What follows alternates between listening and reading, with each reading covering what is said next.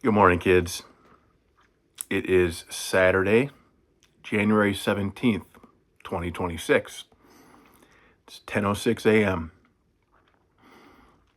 And I think I know what I want to talk to you about today because I've had something kind of profound in the last 12 hours, 14 hours. And it really comes down to, I think, gratitude and service. So I'm just going to tell you a story and take from it what you will. I've got a couple of buddies I've met through my morning. I do my morning support group. It's a men's group, right? Every morning, and for an hour, we talk about how to be better men, how to be better fathers, how to be better friends, how to be better people. And I start my day with it every morning at about 7 a.m. every day. And I've met most of the guys, and about 120 days ago, this guy shows up, and he's a mess. He's just going through a divorce. I can relate to that. He's into jujitsu. I can relate to that.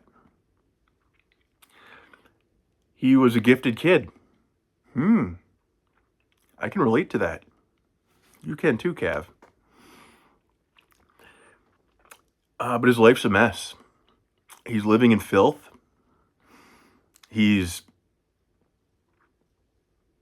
breaking down. His health is deteriorating rapidly. He's basically got 1.5, almost 2 feet in the grave. Similar to when I first went into that room, into that support group. So 120 days ago, I immediately liked the guy, right? And the funny thing is, every morning, throughout the first, 60, 90 days, he'd be on that meeting, and he'd be like this on that meeting. He'd be like this, talking on the meeting. And you could see the pores in his nose. He was so close to his camera, so close to his screen. And I never said anything about it, but some of the guys would kind of tease him, give him a little bit of crap, say, you gotta get closer. Oh, we can't see you. Where are you? They'd give him some razzing. Well, he's now, been with the group a little over 120 days, I believe. And he shared something with me last night. It was pretty powerful. The reason why he was this close to the screen for so long, his vision. Well, Dad, I can't drive without my contacts or glasses, right? I have what's called a negative 5.0. Negative 5.0 in this eye, negative 4.25 in this eye. And I pretty much can't see the TV. I can't see a TV without my glasses or contacts. I can't drive. This guy is worse than me. He's negative 6 in both eyes. And what happened to him is going through his divorce, his life falling apart, his glasses got smashed. And he was so, I think, embarrassed and ashamed to wear these glasses that were broken. The funny thing is, I got a pair just like him on the shelf. In fact,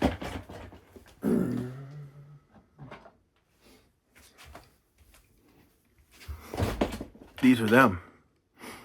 Now, these ones I can't wear because it's probably hard to tell here, but the lenses don't quite line up because this lens got broken out and I can't quite fix it to get it even. So if I wear them, they're really distorted. Gets me sick pretty quick. But this guy had a pair. He had to have tape all around the outside of the glass to hold it in the frame. I was able to pop mine back into the frame, but it's still not aligned right. So anyhow, that's why he'd been so close to the screen. And yesterday, he sent me a little video, and he shared with me those glasses he'd been wearing, and man, my heart just broke. That he'd been on that meeting doing this so he could see people on that meeting, so he could read what people were typing. And somebody yesterday had helped him out, had known about his situation, and helped him get a new pair of glasses. And glasses aren't cheap. I know this pair that I had for a long time were like $600-700. The pair I have now was a cheapy pair. It was like $200 still though. But somebody in that support group had helped this guy getting him a new pair of glasses. And this little video he did, he puts them on and he can see, and he's so happy and grateful and proud. And I was just thinking how amazing that is. And the lesson I took from that is you never know what someone's going through. You never know what they're going through. Some people literally can't even see. So maybe they're doing something that's a little bit goofy. Maybe they're looking at you like this. It's not because they're weird. It's not because they're an idiot. It's not because they're a dork. Maybe it's because they can't see. But they really want to listen. And they really want to learn. And all it takes is that new pair of glasses to help them see.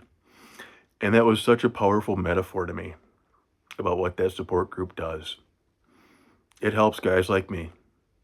It helps guys like my friend, who I just told you about. It accepts guys like us. And it gives us this new pair of glasses to help us see the world